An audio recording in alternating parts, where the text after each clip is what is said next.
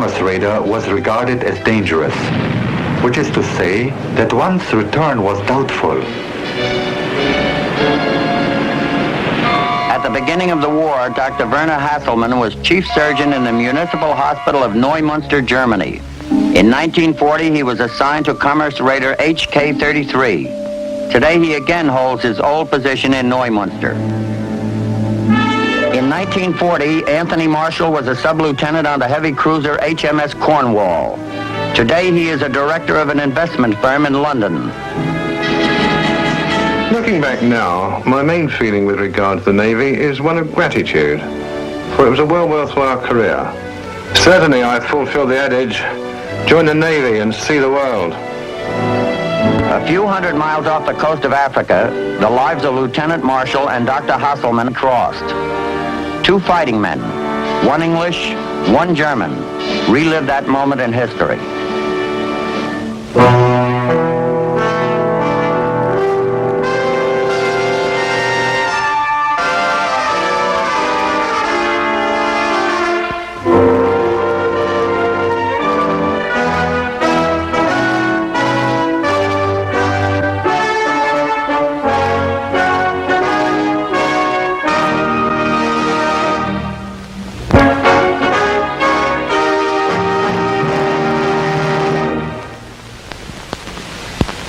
I'm Jim Bishop. From the beginning of the war, it is apparent to Germany that the way to beat England is to starve her. The shipping routes which connect the British Islands with the rest of the world will have to be cut. But Germany's U-boats and battleships are too few to do the job. A new weapon is needed. A ship that can prowl the Atlantic sea lanes in disguise, approach an unsuspecting merchantman, drop the camouflage, and send her victim to the bottom. The weapon is found in the deadly commerce raider.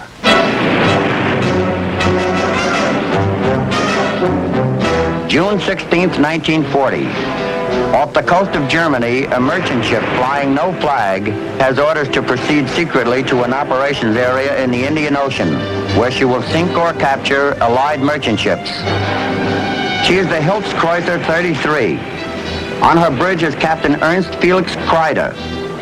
She is one of 9 similar ships in the first wave of German raiders who will roam the enemy shipping routes as masked sea bandits.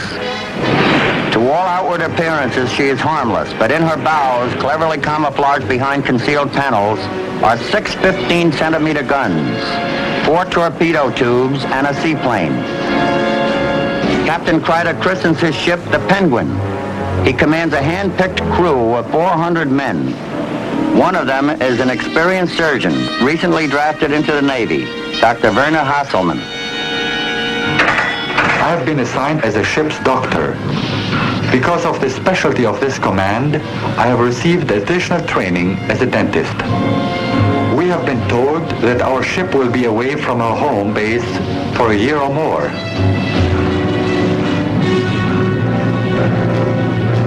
Late in July, a tropic sun and the sight of dolphins marks the nearing of the equator.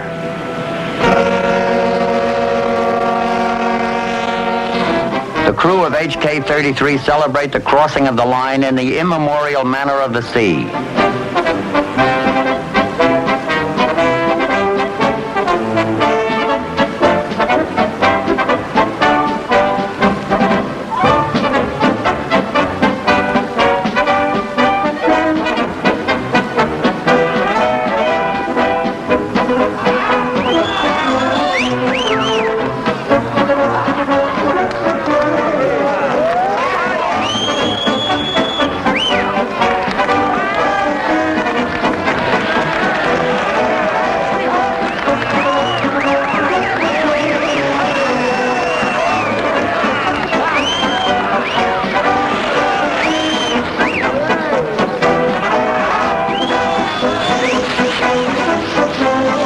Nobody can blame us if we forget about the war for a while. July 31st, the 6,000-ton British freighter Domingo de Larrinaga is spotted and attacked.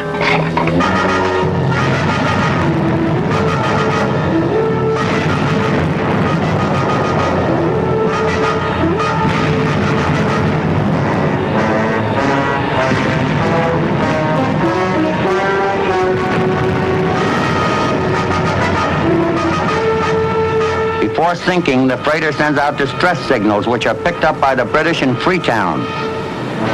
But the British base their plans for interception on faulty calculations. HK-33 escapes undetected.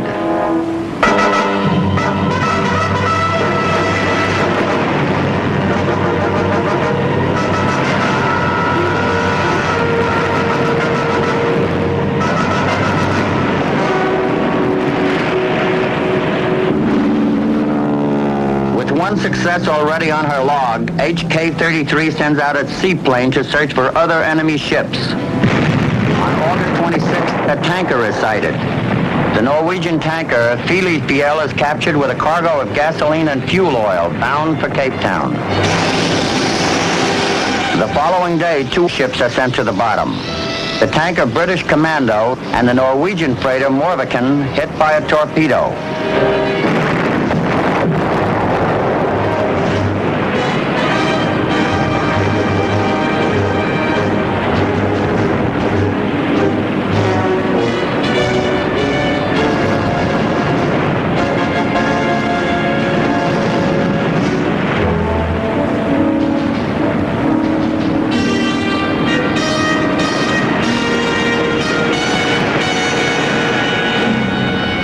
In late September, HK-33 sinks another freighter and captures the 9,000-ton tanker Storstad.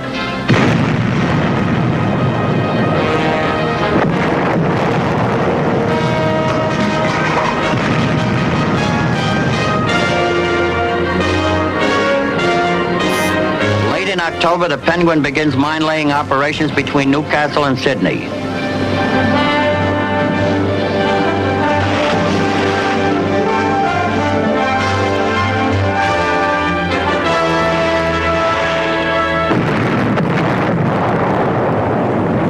On November 8, 1940, news is received that the first ship to be lost in the minefields is the neutral American freighter City of Rayville. It is the first American ship to be sunk by the Germans in World War II.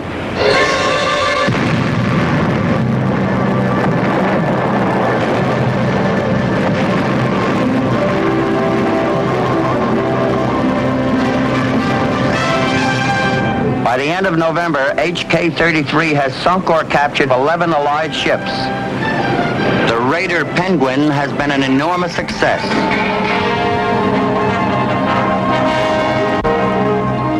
The effect of such sinkings is a cause of considerable alarm to the Allies. Shipping is rerouted. Delays become necessary. Sailings are generally made in convoys, escorted by a handful of available destroyers and cruisers. One such escort ship is the heavy cruiser HMS Cornwall, on convoy duty in the Indian Ocean. On board is a young graduate of the Dartmouth Royal Naval College, Sub-Lieutenant Anthony Marshall.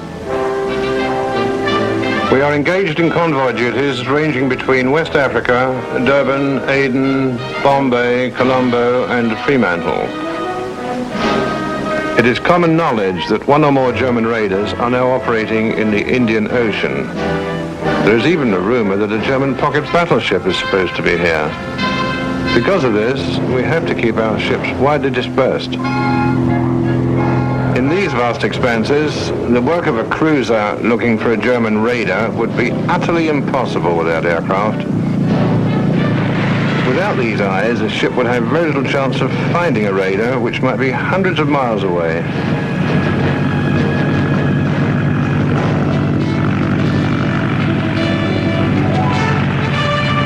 During these many months outside of home waters, and during which we have neither a sniff nor sign of the enemy, we think of our families often. We feel angry frustration that we are living a seemingly peaceful and undisturbed existence while those at home are suffering through the Blitz.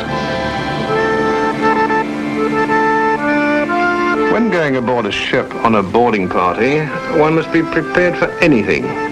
One's reception is always in doubt. I never know whether I'll be met with a bullet or be received in a friendly and cooperative fashion. It gives me an occasional opportunity for a bit of excitement and a break in the monotony of routine cruiser duties.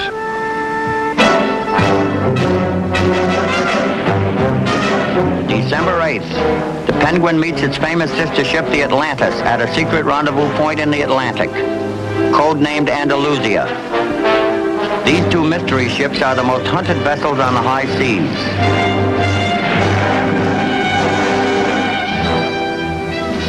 The supply boat has brought many bags of mail, and we have each received a great amount of letters from family and friends. I'm very happy because I have many photographs from home.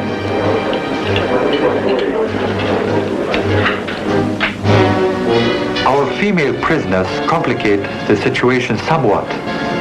Many of our crew have had to turn the cabins over to the women. But I think that none of these prisoners have ever complained about unfavorable treatment.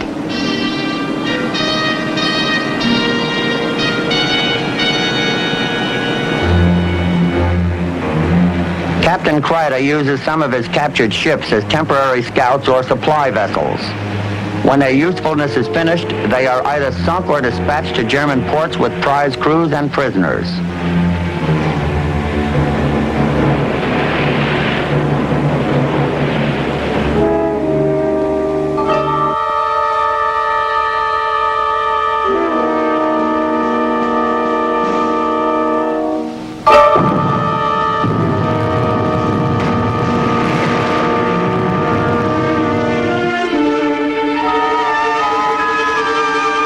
In December, the Penguin heads for the Antarctic in search of Norwegian whalers operating for the Allies. Captain Kruder has learned the approximate position of the whaling fleet from documents given him by the skipper of the Atlantis. The Norwegians, completely unaware of the raiders' presence, continue their usual whaling activities.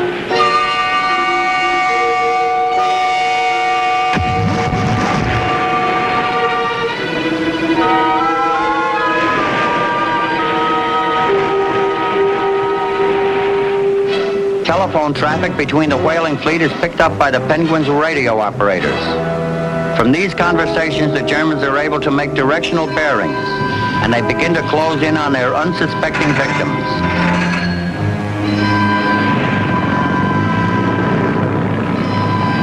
The Norwegian whaling fleet is captured without a shot being fired. 3 freighters and 11 whale catchers in the most spectacular raid of commerce warfare.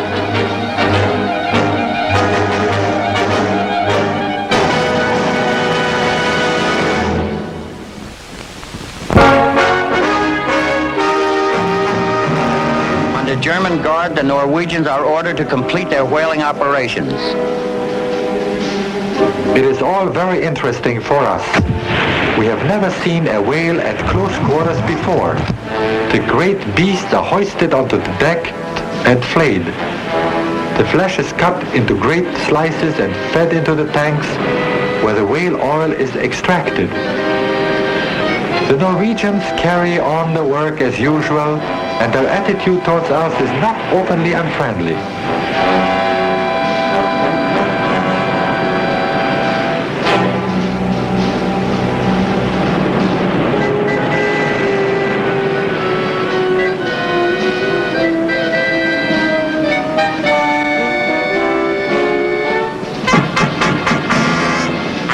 Penguin and the captured whalers meet the pocket battleship Admiral Scheer at Andalusia. We fall to in our white uniforms, but the parade discipline is not strict. The 2 ships pass each other so closely that old acquaintances wave to each other and shout friendly greetings. When we are actually opposite, the waving and cheering is tremendous. It is like a school reunion.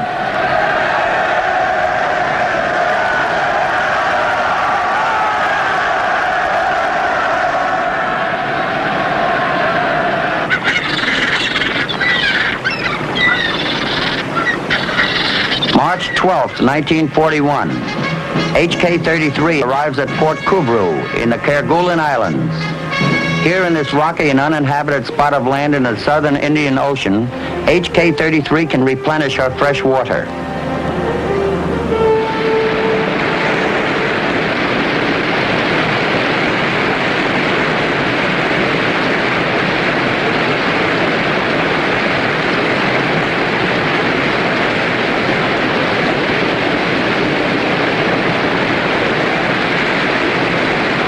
A stream is dammed below a waterfall and the water carried out to sea by an ingenious system of pipes and hoses.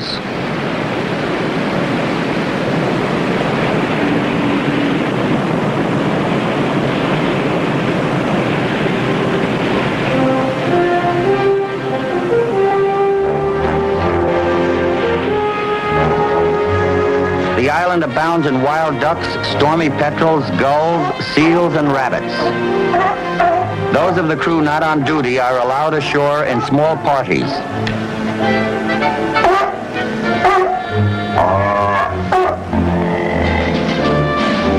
Before HK-33 sails, she is disguised as the Norwegian freighter Tamerlan. For once, Captain Kreider has time to carry out this change of appearance.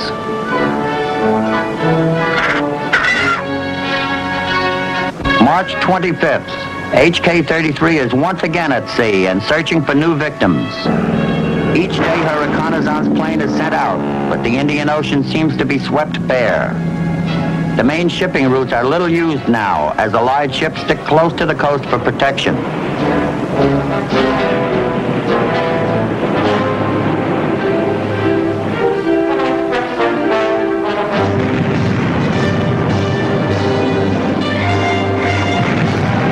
April 25th, the 7,000-ton Empire Light goes to the bottom. She was bound for Durban with ore and hides.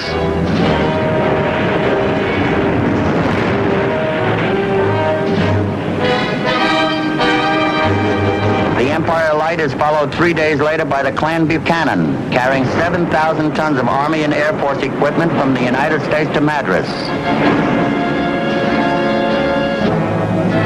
May 7th, 1941, HK-33 sights a tanker, the British Emperor.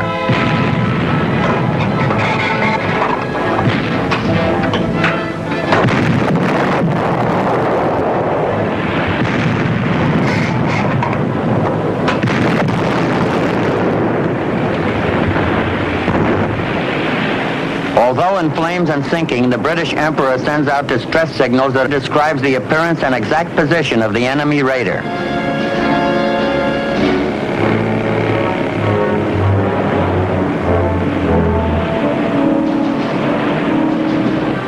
At 6 a.m., HMS Cornwall, en route to the Seychelles Islands to refuel, picks up the distress signals from the British Emperor. The position given is about 500 miles due north of us. We turn immediately and increase our speed.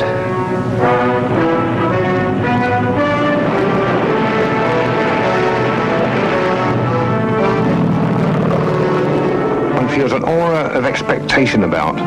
Most of us, I'm sure, are wondering and hoping that the last months of routine duty and patrols are at last going to bring us to grips with the enemy.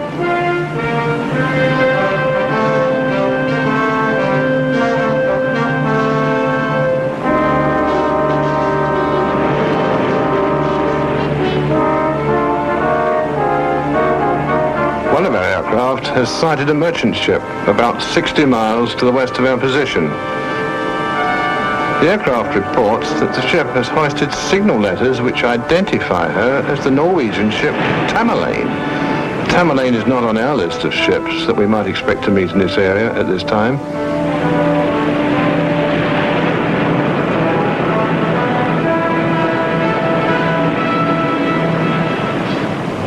I learned that a small dot has been sighted over the horizon.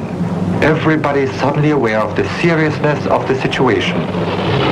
But to give up our ship, or even destroy it, is out of the question. It is clear by now that these planes belong to a warship. We are hoping that our ship is so well camouflaged that it will give the impression of being a Norwegian freighter.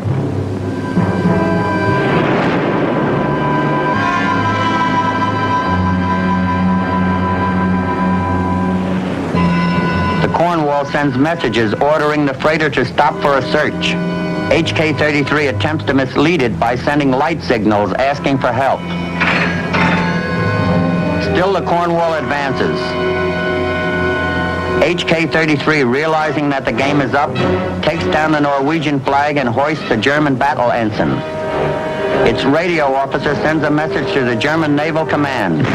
Am now engaged with British heavy cruiser Cornwall.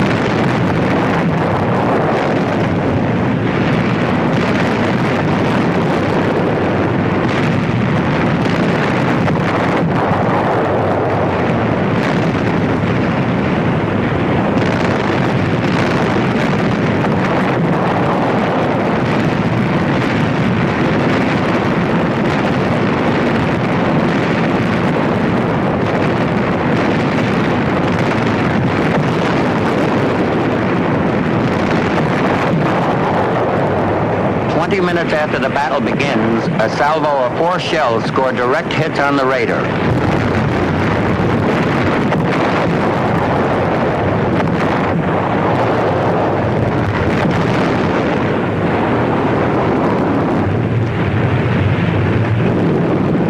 The last shell bursts in number 5 hold containing the mines.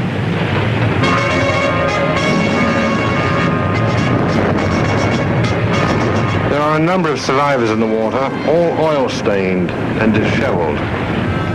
We lower our boats and hang our lines down from our sides and in one way or another pick them up.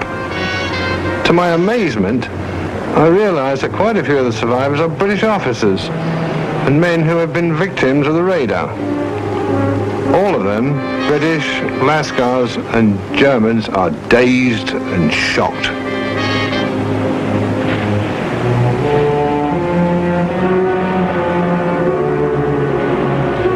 It is indeed sad to see how very few have escaped. It is some consolation to us to know that our comrades died quickly and did not suffer. The British captain makes a short speech in which he praises the fairness and courage of the German enemy when he mentions with satisfaction that with the sinking of the Penguin, which has sailed the seas like a ghost ship, the most dangerous and most successful of all German commerce raiders has been destroyed. Of a crew of 341 men, only 60 escaped death. Of the 240 prisoners of war on board at the time of the attack, only 27 survived. Captain Kreider is among those who have gone down with HK-33. Dr. Hasselman is placed in a prisoner of war camp. In 1943, he will be exchanged as a non-combatant and sent home to Germany. There he will spend the remaining months of the war attached to a field hospital near Neumünster. Lieutenant Marshall is on board Cornwall when she is sunk by a Japanese battle fleet off Ceylon in 1942. Later he will volunteer for submarine duty and will take part in the North African landings and will participate in actions in Norwegian waters. The German raider Penguin captured or sank 28 ships, totaling nearly 136,000 tons. It is a record unique in the history of naval warfare.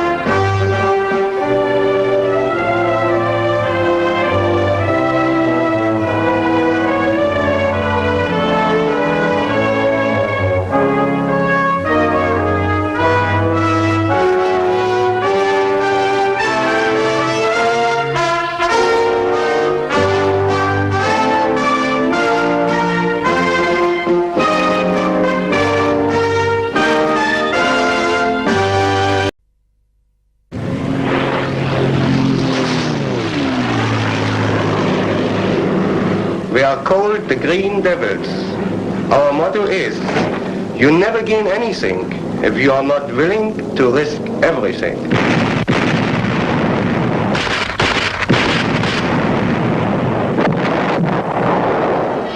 In 1941, Fritz Mitthäufer was a sergeant and a paratrooper in the Fallschirmjäger Division.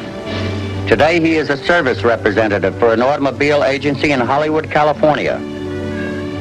In 1941, Gordon Leyburn Smith was a captain in the Royal Australian Artillery, assigned to the defense of Crete.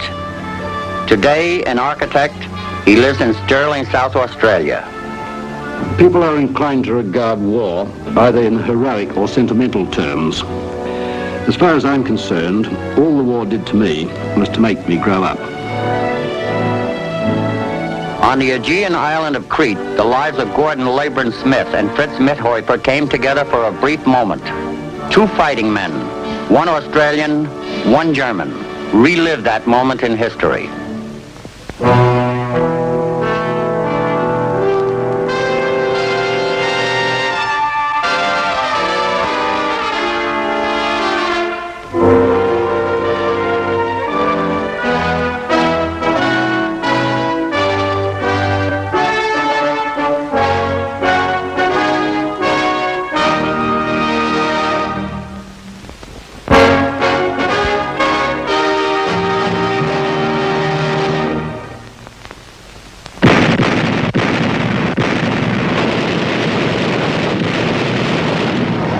March 1941. In 5 months of bitter fighting, the legions of Mussolini have failed to conquer Greece. Hitler comes to the rescue of his Axis partner with blitzkrieg. Within 1 month, the swastika flies over the Acropolis. British expeditionary troops are forced to evacuate to the island of Crete.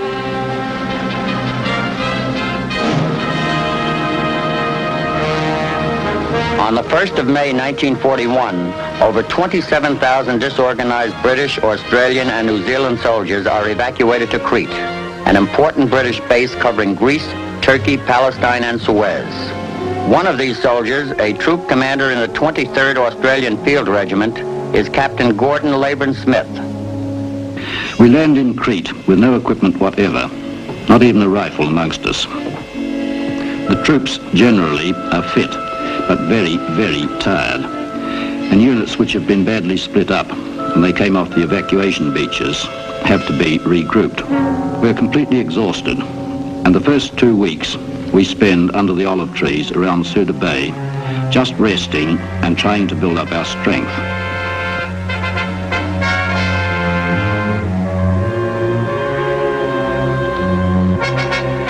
There is a large remnant who, having no leaders, are inclined to roam around in bands. As we are unequipped, we remain in the Suda Bay area. The men and officers who have arrived on Crete are bitterly aware of their recent defeat. The supplies of ammunition and equipment are inadequate. Air protection is practically non-existent.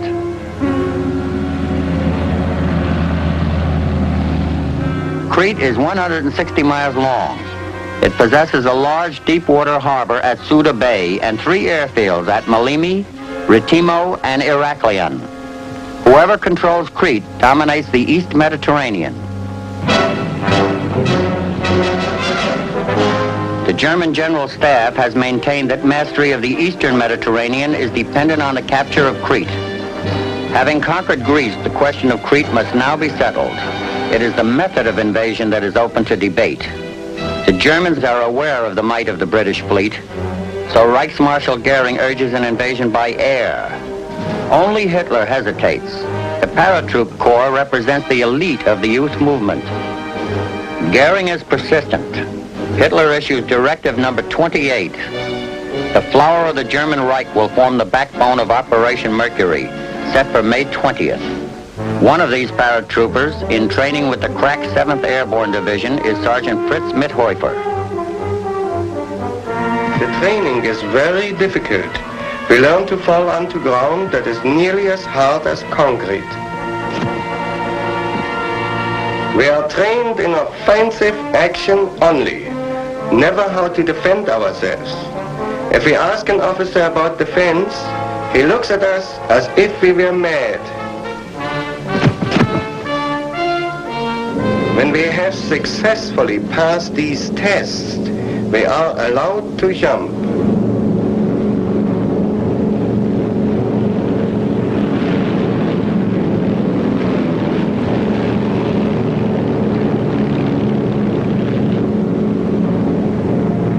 Parachute jumping is wonderful. One comes down so slowly, so peacefully. It is quite a sport.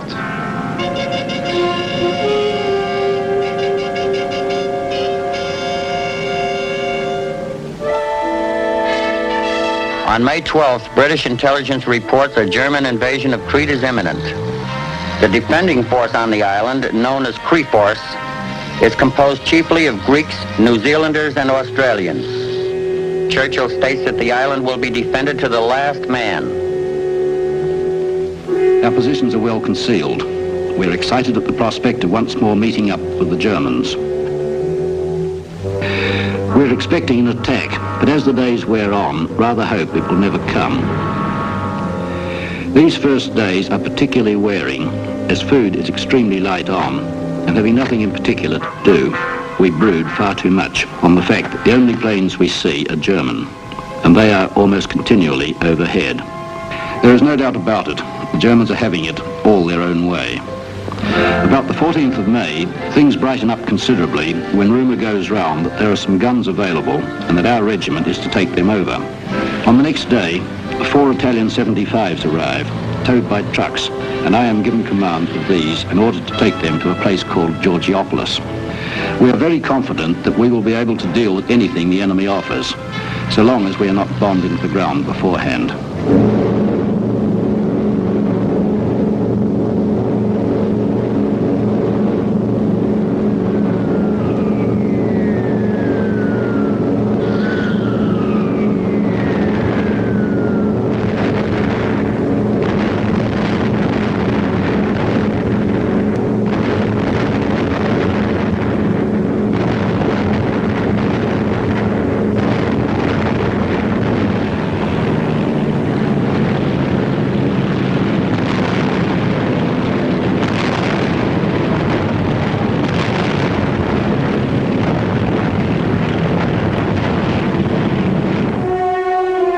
Under Operation Mercury, the Germans plan to land 15,000 men from the air, a unique development in the art of warfare.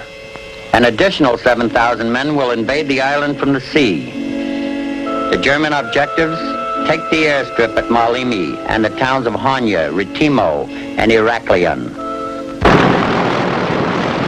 On the morning of May 20th, 1941, the German airborne forces are ready. Our officers have briefed us. We can expect light enemy resistance. We are confident that our objectives can be captured quickly.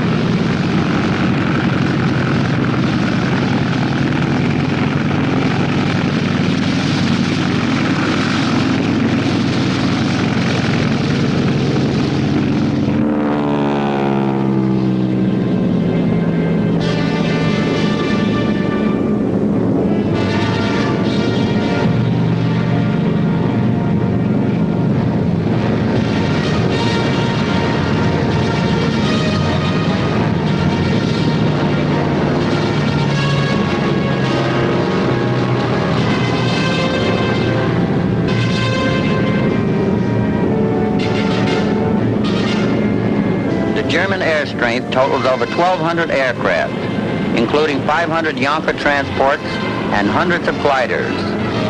The 1st Airborne Army is on its way to its first test.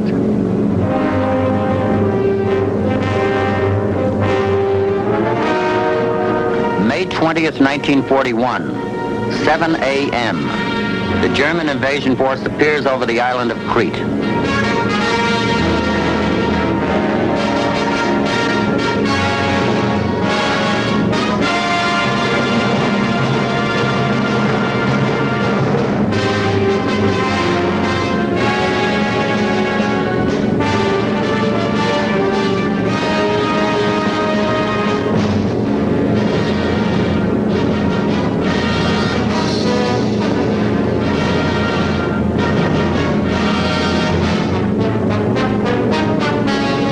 Us are light-hearted. We tell jokes and laugh and keep up our morale this way. I do not give a thought to dying because I'm sure that I will live.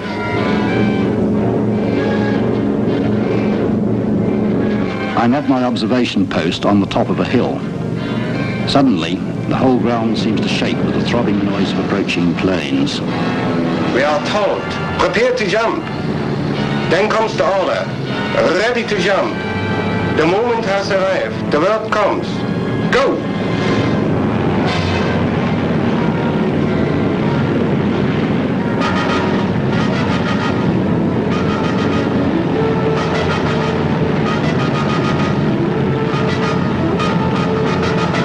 The spring sky is filled with hundreds of varied colored chutes. A British soldier remarks that they look like balloons coming down at the end of a party.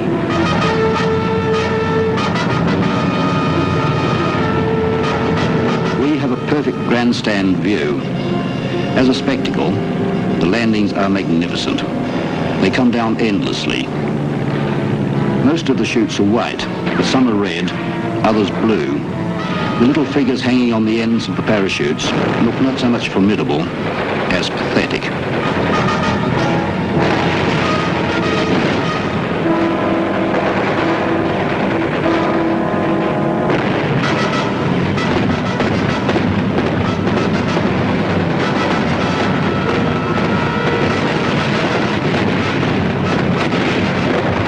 Paratroopers land on top of the waiting British.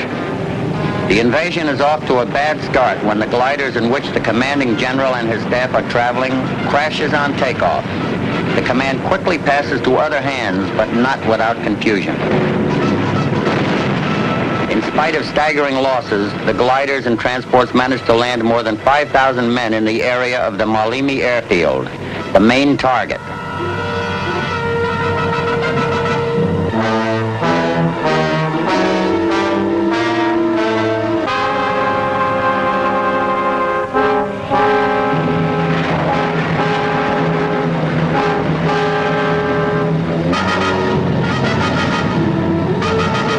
Punctually at 11 a.m., more German transports appear and drop equipment and ammunition to the waiting paratroopers.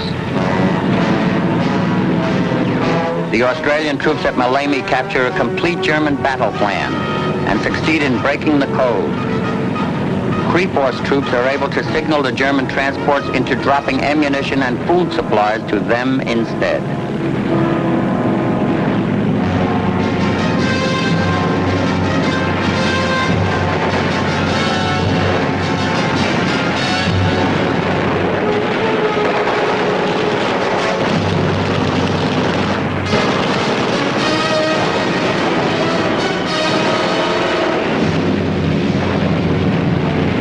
The Luftwaffe gives us as much support as they can, but there is much confusion.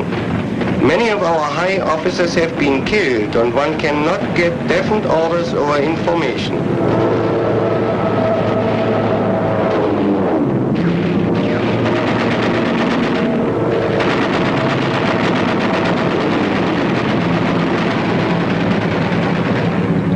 We have had heavy casualties. The British are well covered in ditches and trenches. We try to remember all the things we were told in training.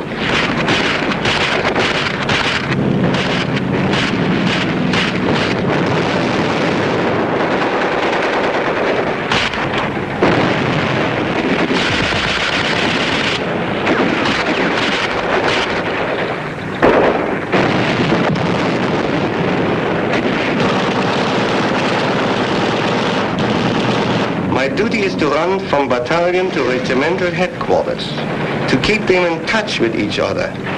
I must get the messages through at whatever cost. I have strict orders to stay away from any action, but this is impossible. There is fighting going on everywhere.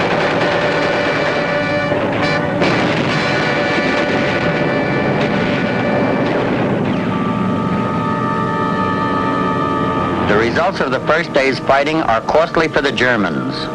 The death knell has been sounded for the 7th Parachute Division, whose casualties are enormous. Hitler is so alarmed that he forbids the Berlin radio to mention the invasion until the outcome of the battle is absolutely certain.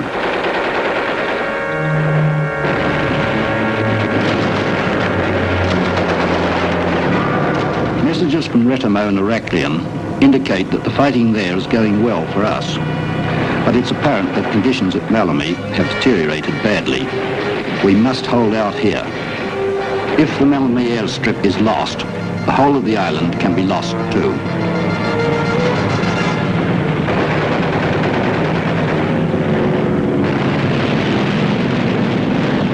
By nightfall, the airfields at Retimo and Heraklion remain in the hands of the British, but at Malmö, the situation is perilous.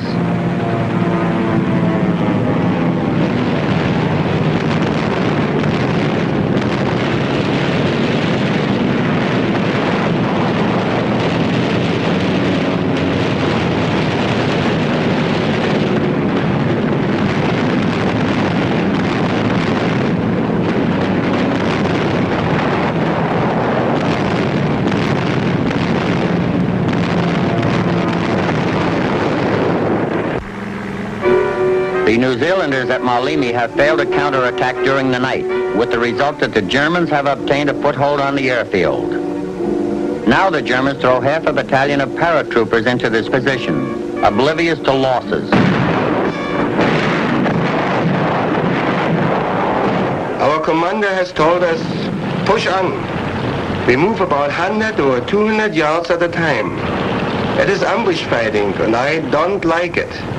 However, Stukas fly over and give us some protection. Our morale goes up when we see the planes.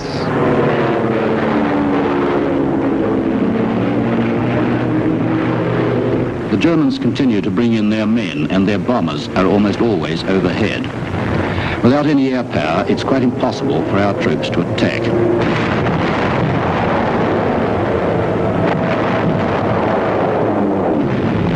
We fire all day onto the aerodrome. Several men have been wounded and are sent to the rear. One gun has gone out of action due to mechanical failure, but a chap remains at his post, calmly repairing the weapon.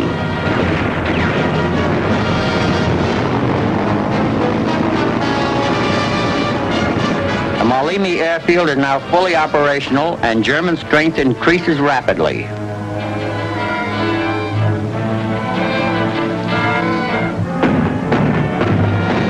On the morning of May 21st, a portion of the British fleet is subjected to heavy air bombardment. The cruiser Juno is hit and sinks within 2 minutes.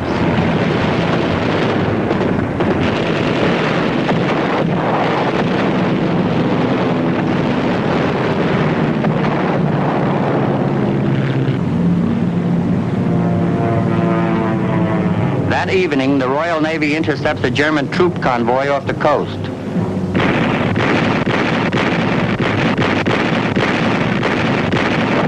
The British sink a dozen German kayaks and 3 steamers loaded with invasion troops. A few hours later, another German landing force is routed. 5,000 reinforcements fail to reach Crete. On the 23rd, the British pay a heavy price for their tactical victories of the 2 preceding days. German fighters catch the entire Mediterranean fleet without fighter protection.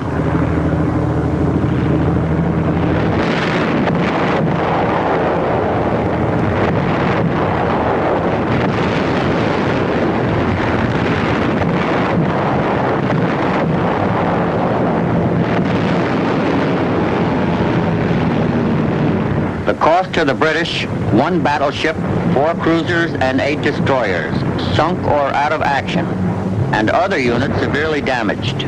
The fleet is forced to withdraw. May 26th. Continuous air bombardment has reduced the British forces to small, isolated, and immobile units. Both sides pay heavily for this island.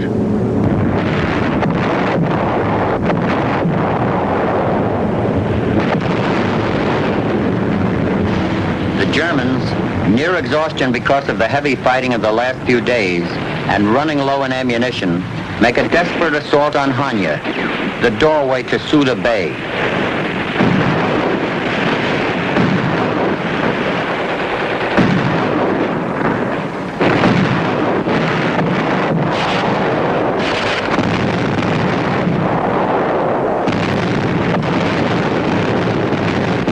After a night of intense fighting, the Germans managed to breach the British lines. The front is broken, and further British resistance becomes futile.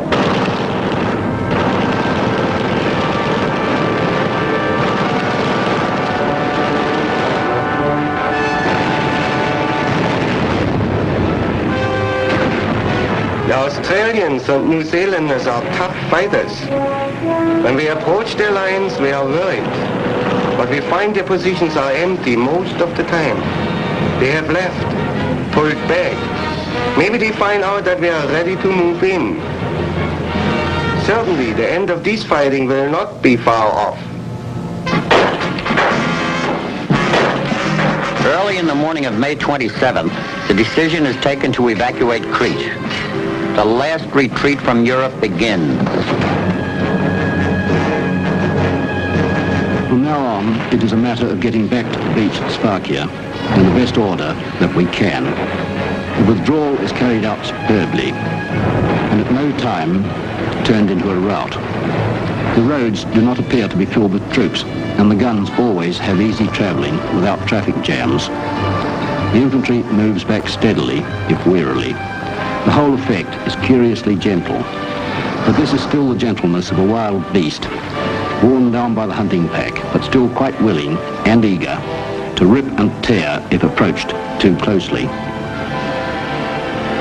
The Germans are still to find that we are not yet beaten, and they are given no chance to rush us or to hurry us. We are hungry, we are tired, we are angry, and we cannot or will not understand why we are once more moving in the wrong direction. If we must move this way, we will do it in our own time. The Germans can occupy the ground behind us, but only at our pleasure.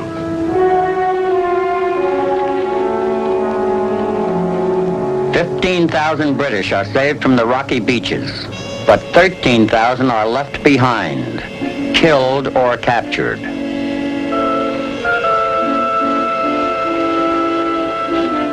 This is the final bitterness. Ahead of us looms long years of heartbreaking prison life, but this is in the future. At present, we are too near exhaustion to even think.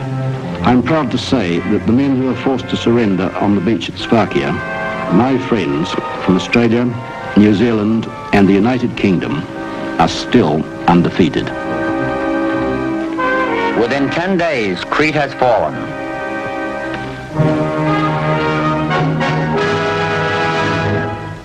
Gordon Leyburn Smith, taken prisoner on the beaches of Sfakia, will spend 4 long years in Germany before being liberated on VE Day. Fritz Mitthäufer will leave Crete to fight in the Russian campaign.